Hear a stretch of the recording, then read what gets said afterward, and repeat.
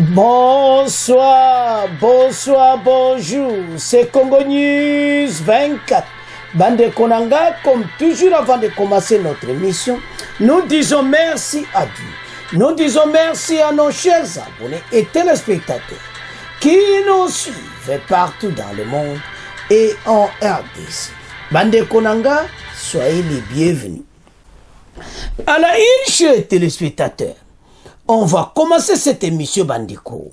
Au Balobaka verdict sur les adeptes à Goma, le colonel Mike Mokombe condamné à mort. Bandeko ça somme. Et puis on va parler, il y a tourné, il y a Fachi à Katanga. Bokoyoka, message à Kasumbalisa. Donc ma solo pena kitoko. Alors, vous comprenez kaka makamba, on peut calater élection Zobanda. Deuxième point chez téléspectateurs. Awa bandeko eza somo. Toko banda d'abord avec Fayulu. Bandeko akene komona sasu. Akamweza kusakanate. Et puis on va parler de Katumbi. Voici les détails na bandeko. Ba pièce o ayaki nango. Certificat ya nationalité la congolité. Donc candidature de Katumbi refusée. Certificat nationalité. Bon, moi, le béagate, bon, c'est la rama solo, la congolité, indi kuna na katasini. Alors, tous à la connecter, peut-être développer une émission na biso. Troisième point chez téléspectateurs. Le gouvernement dévoile les messages des USA à Kagame et la fin de RDF 123 à l'Est. Alors, Tokoyoka, Masolo Kitoko, peut avancer toko aborder une émission na biso. Chers téléspectateurs, yebisa baninganyo cette émission na biso bandi. Et comme étant tout cela ensemble Masolo Yamboka. Bandeko toko banda directement pour chef de l'État à Kasumbalisa. Et pas wapi azo tambola ça tourne mais à solo laki na bana ya Kasumbalisa. Bandeko boyoka.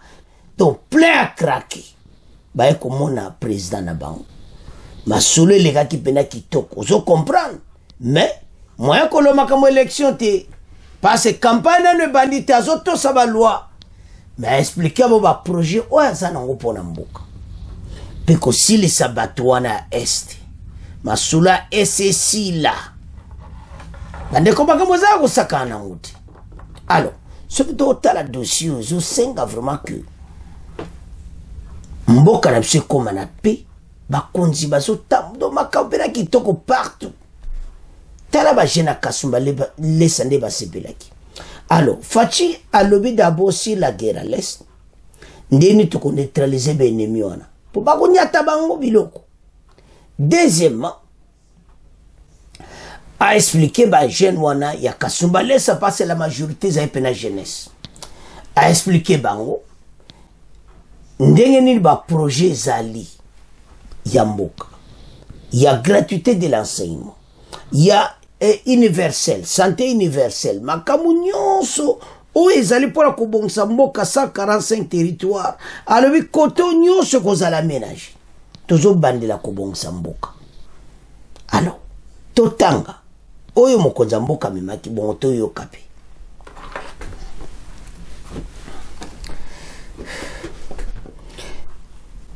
Bandeko, toko banana se wana Fachi ya Kasumbalesa après toko yana verdict à Nord Kivu. Dans le cadre de sa tournée dans le Grand Katanga, le chef de l'État Félix Tshisekedi, en compagnie de son épouse, a communié avec la population de Kasumbalesa. C'est mardi 3 octobre, après son passage à Lubumbashi et à Kasenga.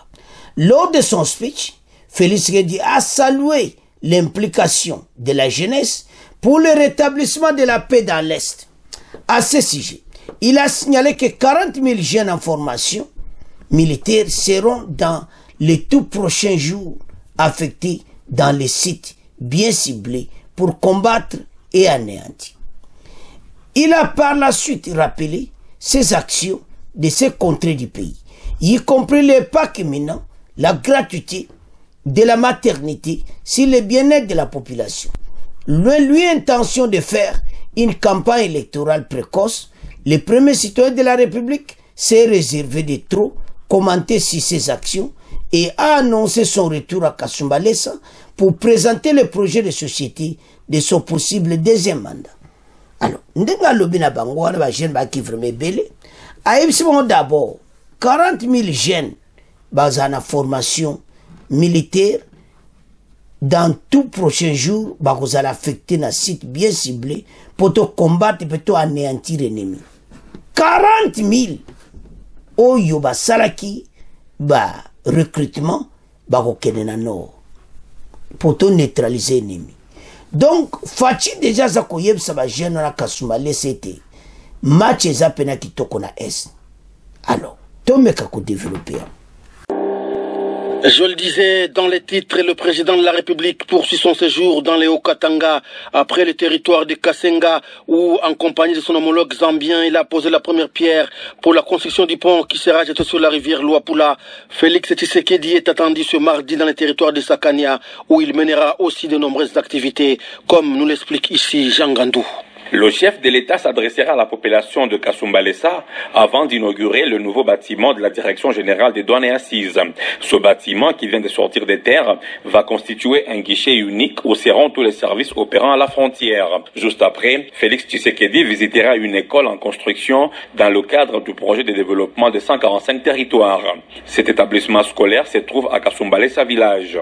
Par la suite, il se dirigera à Lukangaba, toujours dans les territoires de Sakania, où il va inaugurer aussi le port sec situé à la frontière avec la Zambie. Cet ouvrage, qui s'étale sur une étendue de 100 hectares, a une capacité d'accueil de 8000 camions remorques.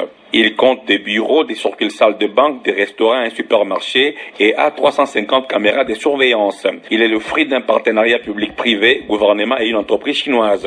C'est aussi à la faveur de ce partenariat que la route Lukangaba-Kasumba Lessa village, longue d'environ 160 km, a été construite. Lubumbashi. Bande kotolandi biso nyonso wana. Mokonza mboka a expliqué clairement. Ete bomoni 40 000 recrues. Oyo bazaki recruté wana militaire. Bango tout bakozana ba point moko ciblé pour na konéantir ennemi. Donc bamona nate. Bana Kasumba Lessa bayoki masulu. Et puis alobi na bango. Makambo eza kitoko ebele. Mais mwena lobe ate passe campagne ko banda na koya kozonga ko pesa bino ba position nyonso. Voilà ndenge makambo ngo kozala.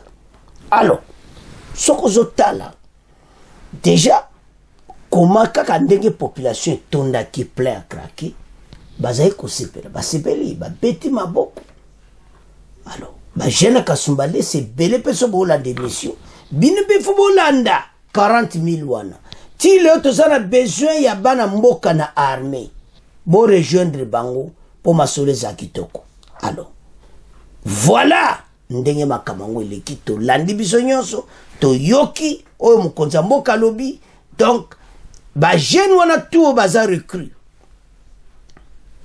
Ba tinda bona ba promo cible pour na konéantir l'ennemi. Donc Kagame masone aussi la kalati. To landi biso nyonso. Ba jeune Kasumba Lessa bazaki dans la joie. Alors wana ezalaki Kasumba Lessa. Maintenant tozotika Katanga tozo kende bamona Nord Kivu. Et pas wapi verdict koi. Était le oyo kaka colonel Mike, mais comme yé adjoint oyo kaka condamné à mort ou à garde républicaine, le commandant de la garde républicaine a condamné à mort pour ndenga tinda kiba beta masasi. Bana mboka makambo za kosakana te parce que tala ndenge baloba ke bazwa ba décision makasi pona batu oyo basala kimbeba ba décision joami. Malgré ba kosala appel na bango comme d'habitude toujours, mais bazui sanction quand même et soulager batu wana parce que batu belé bon ba kufi na manifestation à 30 août et ça les pena qui côté. Alors moi na qui clairement était il fallait qu'à la décision boykoya. Alors quoi que c'était hier soir beaucoup yoka yango peut développer ngo na émission na biso parce que bandeko kaka mokolo bemba na Peter Kazadi bazalaki kuna baluaki ba décision za kozwama ba sanction za kozwama yango wana. Alors le commandant o betaki masasi o atindaki ba bete il a dû condamner à mort ba muso ba dû 10 ans ya prison. Tant otala biloko oyo bandeko ba adepte wana na kati na bango infiltré bazalaki problème eza mobeko pourquoi beti masasi na civil bokwa ko kanga bango oui ba pesi ba raison que ba on peut bazaki na minduki mais il y avait moyen de neutraliser quelques wana o bazaki na minduki so batal nombre minduki zai nombre batu wana non voilà pas wapi bango bakangani. Alors verdict quoi kina butu comme konzamboka lo yake fuba décision joma alors totanga verdict petoyoka verdict cour militaire sur les adeptes à Goma. Le colonel Maki Mikombe condamné à mort. Après un mois de procès, la cour militaire du Nord Kivu a rendu son verdict. Le lundi 2 octobre, tard dans la nuit à Goma, dans l'affaire du carnage des adeptes de la secte, la foi naturelle judaïque, messianique vers les nations, appelée Wazalendo. Principal accusé, le colonel Maki Mikombe, commandant brigade de la garde républicaine, est condamné à la peine de mort. Yewana a télémé devant ba juge à cour militaire. Bandeko, eza situation moko difficile. Teba ke ezalabo. Au terme d'un procès houlé, l'arrêt est tombé aux environs de 23 heures locales dans l'affaire de la répression sanglante contre la manifestation des adeptes de la secte foi naturelle judaïque messianique vers les nations. L'accusé principal, le colonel Maki Mikombe, est condamné à la peine de mort et destitué de l'armée. Par ailleurs, la Cour a requalifié l'infraction de crime contre l'humanité à meurtre, mise en charge en meurtre de tout court. Les trois autres prévenus, Mbaya Mwati, Daniel Amira, ont écopé une peine de 10 ans de servitude pénale, principalement avec la démission de circonstances atténuantes. Bango wana ba telemi à côté na bango. Donc bango les na bango wana. Alors makambo eza kosagarante bandeko. Cependant, le lieutenant-colonel Donatien Bawili poursuivi pour prévention de non-dénonciation des personnes liées à salaki non-dénonciation. Alors le lieutenant-colonel yé pe babambi yango. Alors, justiciable aux juridictions militaires est acquitté. La Cour a aussi prononcé l'acquittement d'un des 4 soldats de 2e classe, Kabamba Idrissa Obatelemiwana, poursuivi avec ses compagnes d'armes pour l'infraction de participation criminelle au carnage des civils. Séance tenante, le conseil du condamné Mikombe a interjeté appel auprès de la cour militaire. Mbalamo ba avocat na ye basali appel mbalamo pona colonel Oyo ya garde républicaine, le commandant ya garde Oyo ba pesiye aza condamné à mort. La répression de la manifestation des adeptes Wazalendo s'était soldée le 30 août dernier par un bilan de 58 morts, dont un policier et 70 blessés. Alors, bandeko za passe. Makamanga tolo bato bakufi mwani pona MONUSCO po babenga na MONUSCO akangami na mboka na biso. Alors mena botala soki manifestation ya MONUSCO te bato bakotaki na nzela te tonto za ba problème oyo te, mais le commandant garde républicaine yende muta jupe na don mawatro. Alors tolanda extrait oyo bon to continuer mission na biso. Mesdames, Messieurs, bonjour. Au Nord Kivu, 4 condamnations à de lourdes peines, dont celle de mort pour le colonel Mike Mikombe, commandant brigade de la garde républicaine, et 2 acquittements. C'est la sentence prononcée à Goma hier lundi tard dans la nuit par la cour militaire. L'arrêt est tombé au terme d'un procès houleux sur le carnage des adeptes de la secte de la foi naturelle judaïque messianique vers les nations, les Wazalendo, procès qui a duré 1 mois. Le condensé de cet arrêt avec Gabriel Ouamigna. C'est aux environs de 23 heures que la Cour a rendu son arrêt dans l'affaire de la répression sanglante contre la manifestation des adeptes de la secte de la foi naturelle judaïque messianique vers les nations. L'accusé principal, le colonel Mike Mikombe, est condamné à la peine de mort et destitué de l'armée. Son co-accusé, le lieutenant-colonel Bawil Donatien, poursuivi pour la prévention des non-dénonciations des personnes justiciables aux juridictions militaires, est acquitté. La Cour a aussi prononcé l'acquittement d'un des 4 soldats de 2e classe, Kabamba Idrissa, poursuivi avec ses compagnons d'armes pour l'infraction de participation criminelle au carnage des civils. Les 3 autres, dont Mbayambaya, Mwati et Amita Daniel, ont écopé d'une peine de 10 ans de servitude pénale principale avec admission des circonstances atténuantes. Par ailleurs, la Cour a requalifié l'infraction de crime contre l'humanité par maître mise à charge du colonel Mike, tel que présenté par l'organe d'accusation à meurtre Toukou. Séance tenante, le conseil du condamné Mike Mikombe a interjeté appel auprès de la haute cour Goma. Bandeko tolandi biso nyonso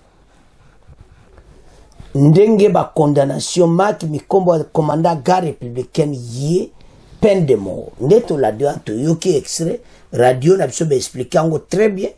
Donc il fallait kakabongo et loko justice élève la nation. Bateau bazwa qui passe ba yoki ba condamnation et ça la bien. C'est ça de justice il fallait tambola. Justice militaire on doit toujours féliciter bon musala ba osala. Et tikande justice na biso ba magistrat bo batikale. Alors sont condamnés, bah ceux-là sont condamnés, bah quelques-uns bah acquittés. Donc, aux hommes on sait mais c'était tard dans la nuit, c'était hier soir. Alors, bah publié en Olélo.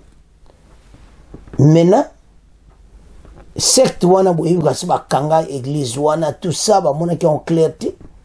Donc tout le baba rwandais bah zaki belé la kati wana bah tout ba linga mboka ote ko tiamboko désordre le Rwanda. Donc bah ça zaki ciblé et tout ça. Alors, et moi, on est clairement été, il fallait me dire que quoi. Bateau, il y avait des innocents congolais qui sont morts. Tous ces signes, les collègues MONUSCO. Bateau, il ne faut pas quitter mon cannabis. A Congolais, il y a un nord qui va faire la mission. Ma solo côté sur mon bouloute, et nyon sur solo là, va continuer. Parce que, bateau, yo, ti peuple, qui y est moi, ko benga na ba. Mais bah continuer si va passer l'être toujours l'andéango que retrait moko accéléré à partir de 2024. Donc bah zoken. Bah vendre bah tu ça les logoté. Maintenant comme les mots américains bah zoya tout ça. Les lotas les belles bah tu vas koufi. T'as la condamnation de quoi. Les colères manifestations contre MONUSCO. Tu sais comprendre des bisous que ça passe ming bandeko. Na pesi bandeko nyonso ya nord qui vaut balande mission. En tout cas, vous continuez de soutenir l'émission, vous partager, en tout cas, tout est bien qui me cocote, nous sommes ensemble. Donc, où tu es salamaki? Il fallait bouillir. Justice et sungaka. Moutou a perdu qui ne connaît mon imba. Pesi pena commandant garde républicaine, ou a tina qui va bête ça c'est condamné à mort. Et puis révoqué de l'armée. Boba Tikal Moussou ba révoqué 10 ans de prison. Révoqué de l'armée. Boba Beta Kimassas. Alors, voilà Bande Konangai. Situation, au monde ne comprend pas parce que Boba Beta Massas Batinda Kibam. A Kobo y avait instruction mon consistent selon l'armée. Il y a pas mon cas 10 ans. Bah, Bomaki. Mais yes, ko yem ta pesa qui instruction. Condamné à mort. Faut qu'on vérifie. Et puis, ils pouvaient même les neutraliser. Et ça, comme on a une action à bouillir, mais tout ça, on a 4 mots à un bisou. Et ça, les propriétés bandiko. Alors, chers téléspectateurs, c'est à ce point, comment clôturer. Premier point, tu tigango na bino, tu comment kena deuxième point. Et yindi, Katumbi, candidature refusée, certificat de nationalité. Match za mobulu. Alors, chers téléspectateurs, comme il a point na biso, oyo ya mibale, tu ko divisango en deux parties. Tu ko banam na Fayulu. Après, tu ko ya na Katumbi. Po ya Katumbi za somo. Et yindi na kati ya seni. Ba papier Katumbi aye nango, bogoyoka. La Congolité masolo, déjà zon laksa keza mobulu. Azana problème. Mais to banana Fayulu. Fayulu azo senga bazong sa ba député na ye. Et puis à Katisi à Keti Brazzaville pa ya Sassou. Pona ko senga basunga na élection 2023 ba ya ko suivre élection Sassou Nguesso. Batu na landi ba commentaire po ileka kina aide Congo basango chaîne na biso ya mususu kuno yoka mulai nango ba yoke. Mais epesi batu bien sali batu mais Fayulu qu'est-ce qui va pas? Akepa ya Sassou Nguesso. Sassou Nguesso ko sala nini na élection na biso. Ya yemo kuna asana yemo pe ba problème. Donc jusque là bande ko sama ayebisi pe na Sadek tout ça mais et loko d'abord selva tu pasti na Brazzaville. Et pas ya Sassou Nguesso. Aya kusala nini élection ya EDC. Bato a Fayulu bota la Fayulu malamu. Fayulu a un problème sérieux n'ebite so ba trouble azana nguna kati ya ici parce que na deuxième partie naï. Azana problème na ba député naï. Alors akati ici kosenga Sassou ya ko suivre élection. C'est bozo mona te qu'il y a un problème. Bande ko si to aliawa to so sungana. Fayulu la personne to lingi mais problème Fayulu ezanini ba acte na eza mobulu. Lem so mona ka to loba exacte que to za contre. Non. Ba acte aza ko sala izo sunga edi do peuple wana te oaza simanai. To félicite ki to bazana massimanai. Azana batu balandakai. Parmi ba candidat yaza pena nombre batu oyo pena balandakai. Mais pourquoi ba action ya boy? Ba raisonnement ya boy siko yo comme président de la République. Top exemple.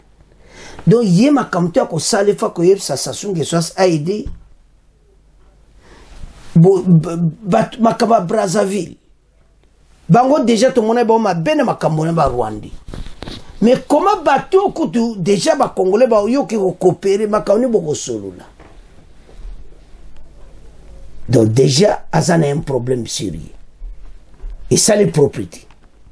Parce que mes collègues les ki ba Congolais ba tomboka ki na mokonzi ya Sassou Nguesso ba tomba ndenge na sola Kagame tout ça. Yo li sur une élection na biso place au Kema solo ba conseil yango. Non. Et ça bon côté. En tout cas, et ça qui est côté. Alors, wana ba Congolais so ba critiquer Fayulu ba yebisi en tout cas à Salimabe. Parce que l'on y a kozwa, ça soit l'on y a ko changer na kata semi na biso. Desioni ya ko kozwa na mboka na biso. Biso za payer indépendant, bango pe payer indépendant. Biso za makamna so, bango pe Brazzaville baza makamna bango. Moito loba ezati ba Congolais ba yebi a bango pe. Se mêler dans l'élection na biso. Et puis ba sango bazo sala bien te ba sunga ka Fayulu ti. Ba prêtre oyo ba otiape Fayulu la mubulu na kote lo Fayulu. Ba to ba otio na mubulu. Comment yo so landa kaka ba prêtre? Baza ko aider ote. T'as le problème si ko komi na ngona élection oyo. Yo posé candidature, batuno baza na problème.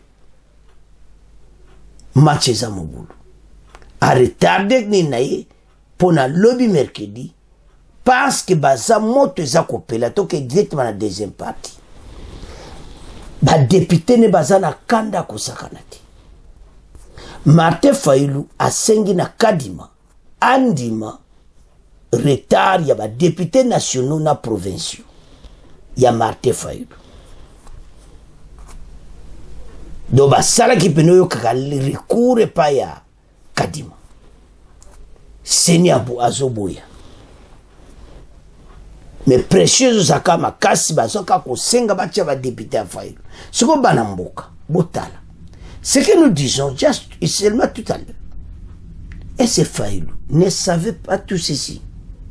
Il savait qu'il y a proposé candidature. Pourquoi il avait décidé que même bah, député va poser bah, député ne va poser candidature. Bah kolia nini. Place ici de kopanza nande yango. Loba kadima sala bango grâce. Mais ce qui kadima telemina mibeko. Keko sala mati. Pas ce délai, ça délai. Bah concordé bango délai extraté. Ou eza période ya président de la République. Ya ba député sélecti. Mena pression ko sakanate totanga. Oh Martin Fayulu. Élection 2023, Fayulu accuse la CENI de refuser de prendre tardivement le dossier de ses candidats députés. Après avoir confirmé sa candidature à la présidentielle, le 20 décembre de cette année, le président national du parti politique Engagement pour la citoyenneté et le développement SID, Martin Fayulu indique avoir demandé depuis plusieurs semaines la commission électorale indépendante accepte de prendre tardivement le dossier des candidats députés nationaux et députés provinciaux. Alors, Mikolo Bazako senga vraiment. Mais kadima zosa ela yanguti. Mais kadima sala nini? Fayulu le basenga kiyozola na basango. Basango batiki onesanga. Ba catholique basundoli yo Fayulu. Tala siko ba député na yo.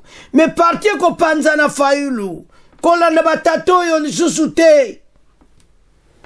Deuxième partie.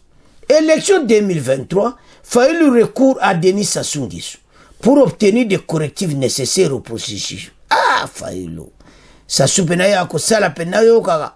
Aya ko corriger makaberer tu eza na processus électoral. Ah, nzambe na ngai. Martin Fayulu zo chamboka wapi? Martin Fayulu demandait notamment la recomposition de la centrale électorale à qui d'être à la solde de Félix Tshisekedi, celle de la Cour constitutionnelle et un audit indépendant du fichier électoral.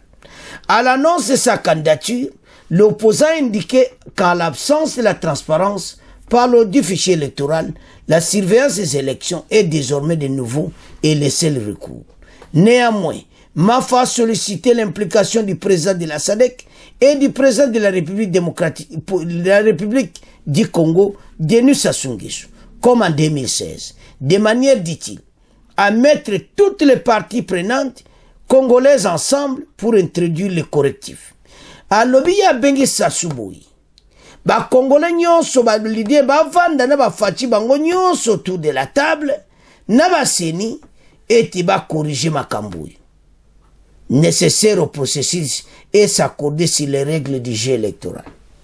Martin Fayulu au salaire ba sango ba kosio recours pas Sassou ba congolais ba sépilité tout développé. Bana mboka tolandia recours il y a un député naïe et puis comment on a Sassou Nguesso. Bon, maintenant, je vais poser une question. Même la babonne peut encore répondre. Est-ce que Fayulu ne savait pas que délaisser les kaki? Et puis est-ce que na motema ne vraiment il y a qui a proposé candidature à la présidence aussi on a président de la République sans ba député. Matcheza, eza mo vouloir, eza clarté. Comment yotiko ba député no nakate sam? Ta la place au Kalessid et Kopanzan.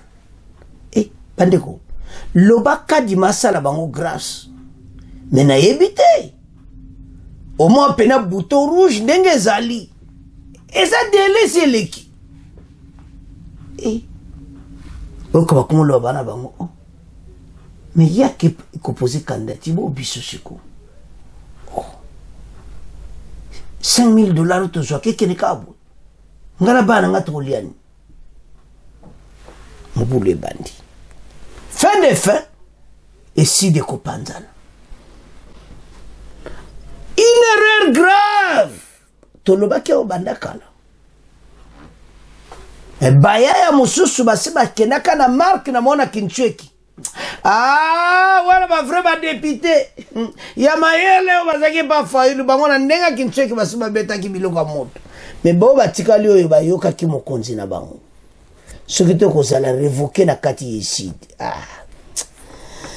bon et ça la propreté mais conseil aux OP c'est ça que est-ce que Faïlu n'a pas de conseiller une erreur grave d'aller chez Sassou Nguesso kosenga ba makambo oyo po ya zano ya yipi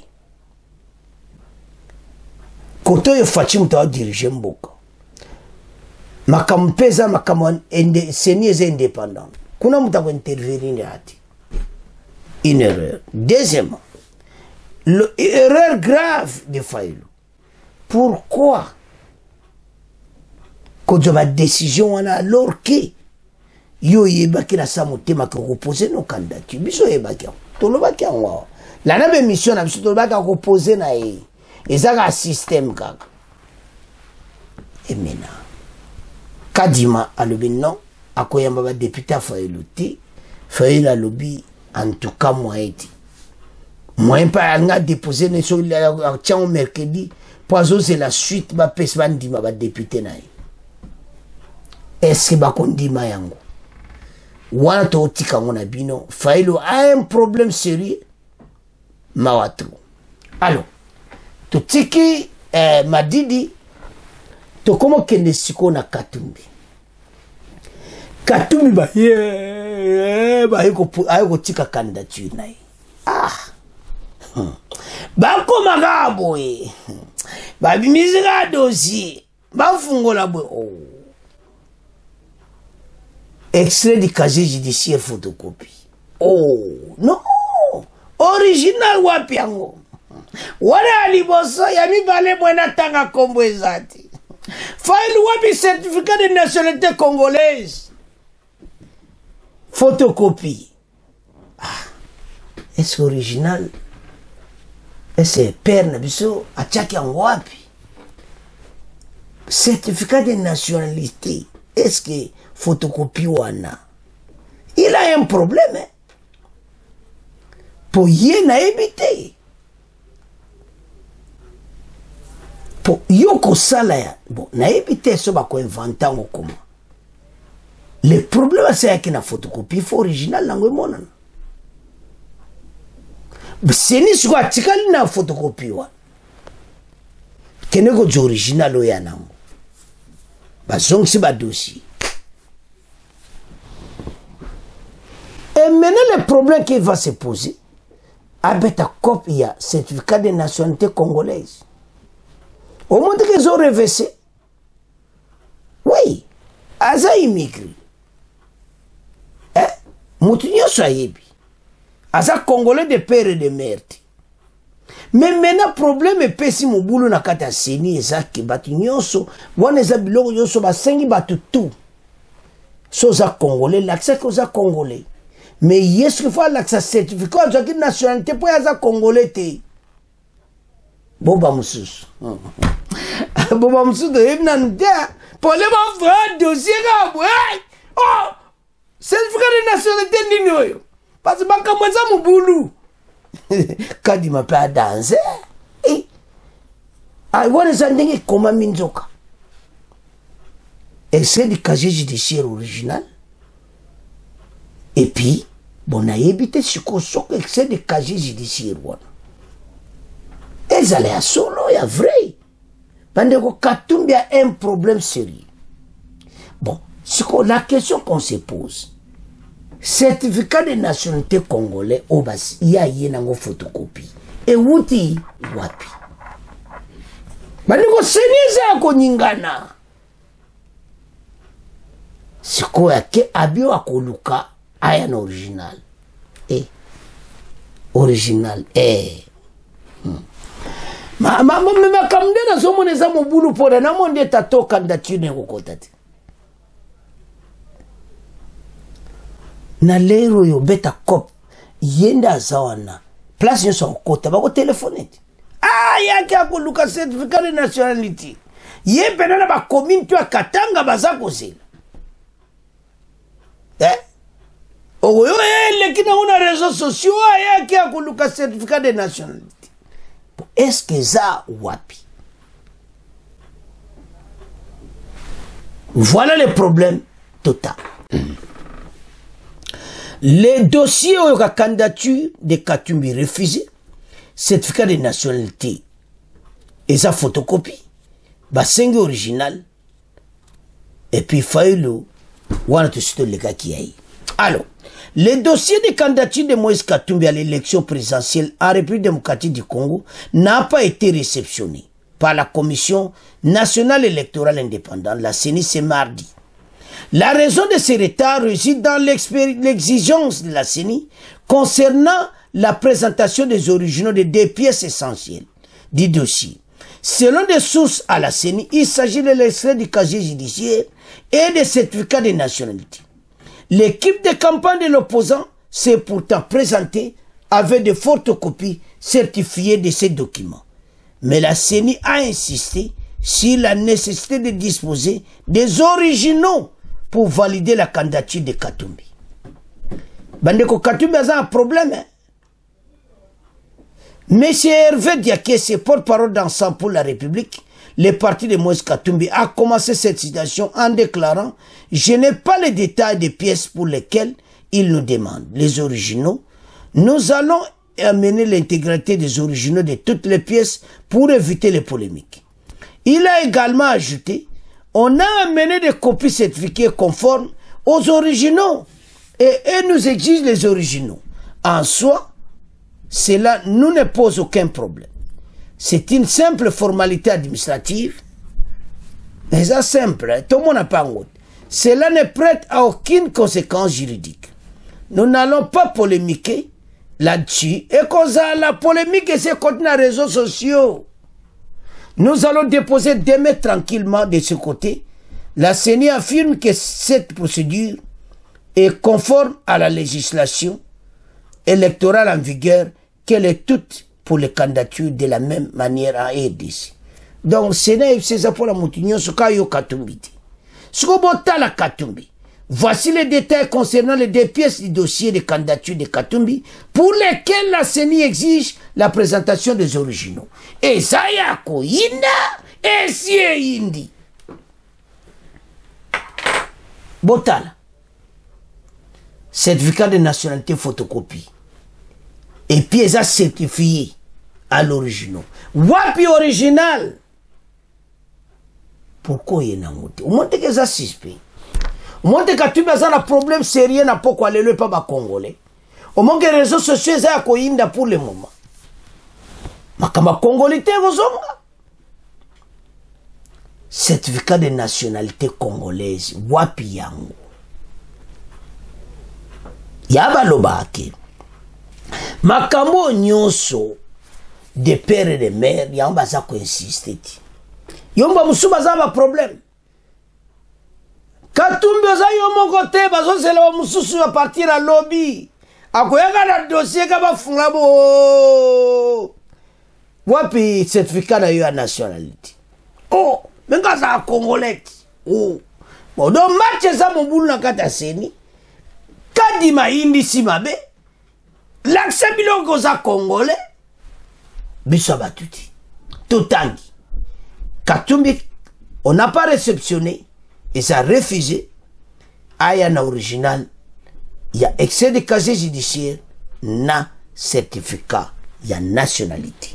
La nationalité congolaise. C'est quoi autant de polémique et cotisé au côté des émissions aussi là. Donc, les réseaux sociaux, ils ont déjà.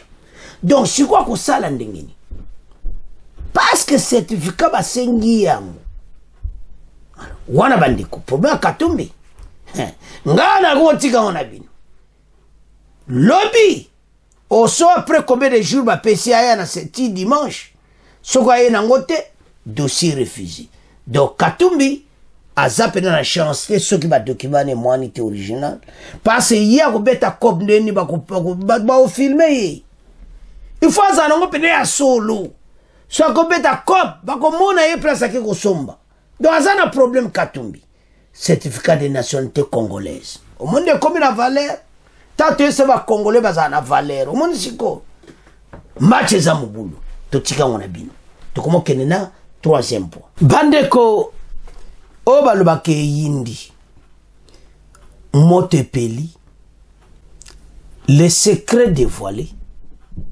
il y a pression o ezo sala malikola Kagame masolo ezo leka entre États-Unis na Kagame Patrick Muyaya moto ayeko dévoilé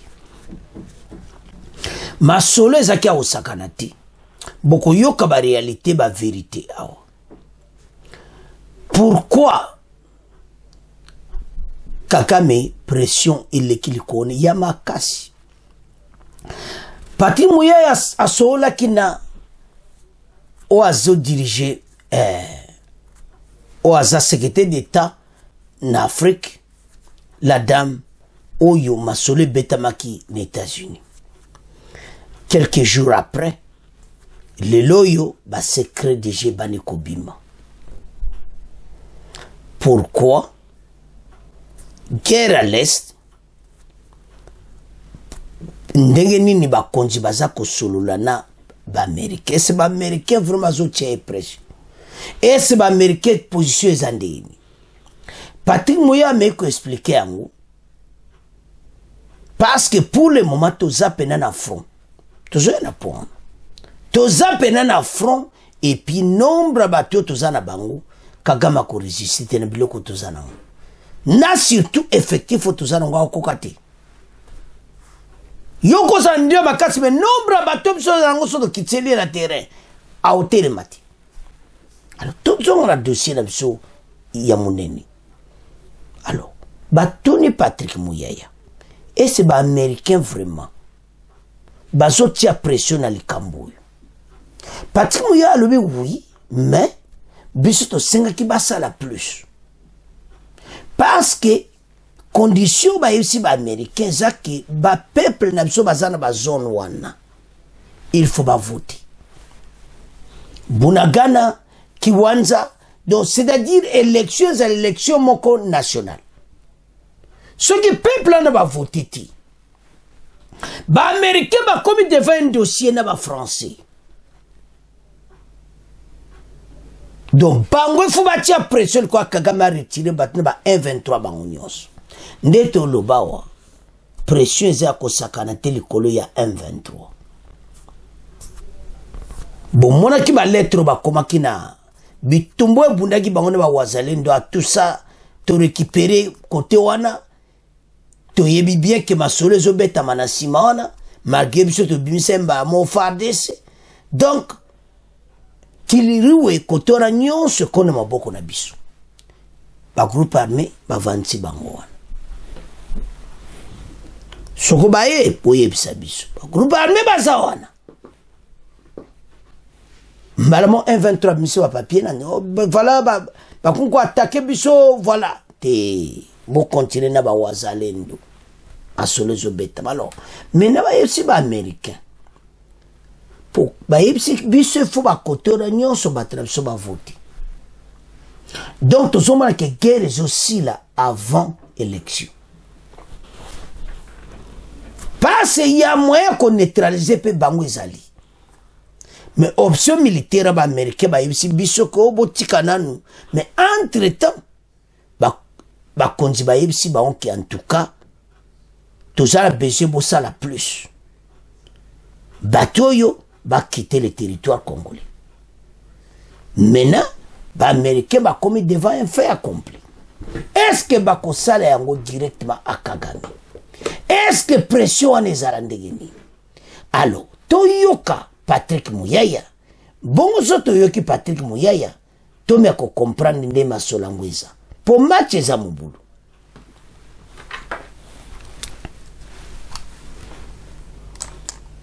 Chers téléspectateurs, ndenge bozo mona Patrick Muyaya souli na la dame a dévoilé nyonso boyoka. Le gouvernement dévoile le message des USA à Kagame et la fin il y a RDF 123S ezakuya. Pourquoi tozolo babo? Ba yebisi gouvernement américain te biso fo mboka na somme ba voter. So côté musu ba voter te eza biso to sepela te dans élection oyo. Eza na problème soki côté mususu kaka bitumbo ezali fo bitumbo esila batoyo Kagame azwa batunai. Et puis ba enve akora Luanda ezala na application. Omba konzi ba telemi place wana. Akora Luanda ezala appliqué. Kagame mayele sile na ba Américain. Maintenant Kagame n'a plus le choix. Il y a qu'à retirer l'armée rwandaise. Et puis kotika. Parce que bango bazawana bango nyonso. Bango kima na bango parce la majorité baza ba Rwandi. Bango lingate ba ke na cantonnement. Parce que kuna bako trier bango yeba ke oza Congolais te. Oza Rwandi. Et maintenant voilà le problème oyo na dossier oyo. Ba eso ba kende cantonnement na Rumangabo. Maintenant pression et ça le kora Kagame ko sakanate parce que Patrick Muyaya lobi to landa sikoyo Patrick Muyaya parce que bozo mona armée na biso wana ndenge bazo matano do bazana décision baza penda prêt Jakobana ko attaquer Kichanga Kiwanza Bunagana Masolesili Rumangabo Masolesili. Donc tala ndenge match yango ezali tande ba déployer armée partout bazali sont visibles partout. Maintenant bazana problème sérieux. Voilà ndenge masolango ekozala. Alors bana mboka tolanda Patrick Muyaya. Manière oyo question est-ce que États-Unis ezali ko soutenir RDC na accompagner RDC dans la situation en Rwanda? Bien sûr, parce que obi ke ba américain baza impliqué dans le processus de paix. Lisolo tobetaki na madame Olifi ezaki justement comment États-Unis il faut basa la mingi. Même si to monaki ke ezaki madame non, on estime que bazo sala mingi te par rapport aux possibilités au bazanango. Pourquoi? Parce que d'abord la situation humanitaire est catastrophique. Lelo, il y a plus d'1 million de Congolais. Bazana balabala na mboka na bango moko. Il y a au moins 1,5 million de Congolais oyo bakoki même pas lelo qu'on a enregistré dans la liste des votes parce que baza sous contrôle des territoires occupés par les M23 RDF. Bon, bobi ke biso na lisolo to beta na américain, il y a une dimension, il y a la sécurité, mais il y a une dimension aussi au état la makambo état la démocratie. Et donc biso to a besoin na maponami ezali koya, il y a ko renforcer ancrage na biso na makambo état la démocratie. Ça veut dire que kozongi sa peuple pouvoir pe sa peuple ndingi sa ya kopona ba oyo il faut pas diriger. Kasi tokoki kokanisa te kokende élection sans que bande ko na biso ya ba parti wana mboka bazanga moyen ya kopona ba oyo il faut ba représenter bango na parlement. Sans que ba congolais bazara pe na parti wana bazana possibilité à voter les maroloba ngai pe na za candidat ba voter nga likolo ya ba bandio ya ba M23 na ba terroriste au gouvernement rwandais. Yango to betaki lisolo na ba autorité américaine batala na ba moyen diplomatique au bazanango. En plus il y a ba sanctions déjà bazui. Bazo ba sanctions mususu. C'est le seul langage au président Rwanda comprenant.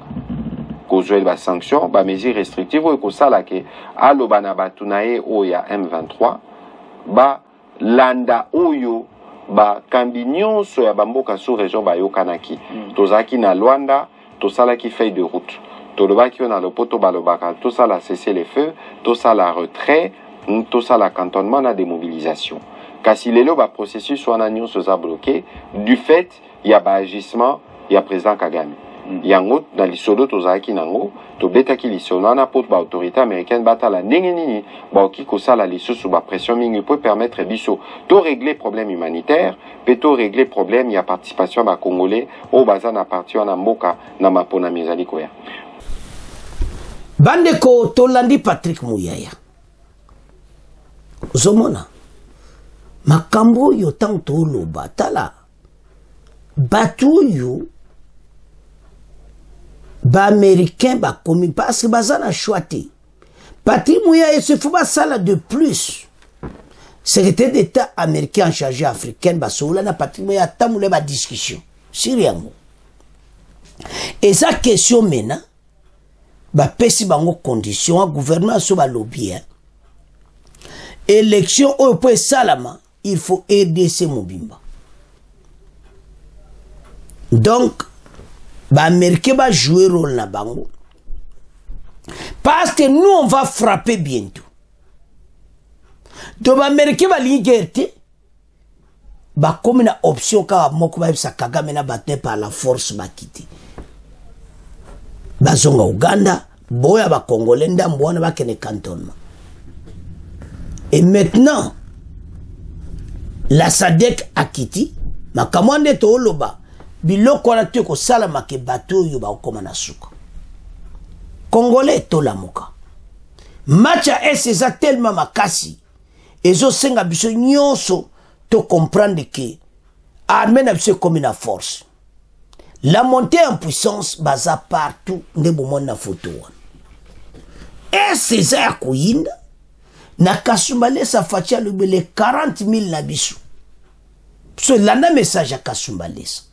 Les 40 000 recrues seront déployés na ba point mokoyo kaka ciblé pour na ennemi to tient hors état de nuit. Do ba bima na mboka na biso bakende. Alors ceux qui ont talé au moins d'équipement tout bas sont bateaux à l'agneau. Mais n'a pas américain va commettre devant un problème. Parce que les Congolais puis va jubango et son non. Élection nous local délai constitutionnel. Biso a besoin bande konapsa bunaga na ba voter. Bande konapsa kiwanza ba voter. C'est ce que Patrick Muyaya voulait dire dans la secrétaire d'État ou en charge africaine. Donc Joe Biden soit comme un problème, il y a kolobela Kagame bango na Blinken. Et te joba tuna yoba kende. Bande koto omona scénario yo, makamba esko mo pe silikabo. O mo pe basa se betamite. Pandena landi Patrick Muyaya biso to landi. Ozomona clairement que ba konzi ba jiba américain boy. Parce bon baza bataboy boy. Donc baza mystique 2 poids 2 mesures ba batmo do compliqué. Ozomona et maintenant situation oyo otnet ezo comme na fin ya guerre oyo mais eloko za vérité était to comme na force que soto beti bato ba okene bosoka wazalendo kuna beti ba biloko pona pourquoi M23 zo funda wazalendo tazo funda FARDC pas moni biloko moto tala ba lettre ba comme na réseaux sociaux que FARDC a BBC c'est le FARDC a biso batuti ba wazalendo ezaya ko inda esi e indi donc est wana pour tous les hommes mais l'autre on comprendre ça que ba américain bazo tia pression makasi na Kagame mais pression wana ndenge Patrick Muyaya lobi il faut peiner à plus. Tout le monde n'a pas d'AIBT, mais tu comprends quand même. So bon va décider. Et au salama bongo. Et parce que bazo sala ngona ndenge mon côté à direct. Bazo l'exaga baton. Je ne sais pas pourquoi. Mais biso ba konji bazama yeli ba kangami na accord à Luanda. Accord à Luanda le clairement était avant toute kosolo là. Bango ba quitter ba territoire occupé. Bakene na cantonnement wana bakoyoka bango ba territoire nyonso batika yango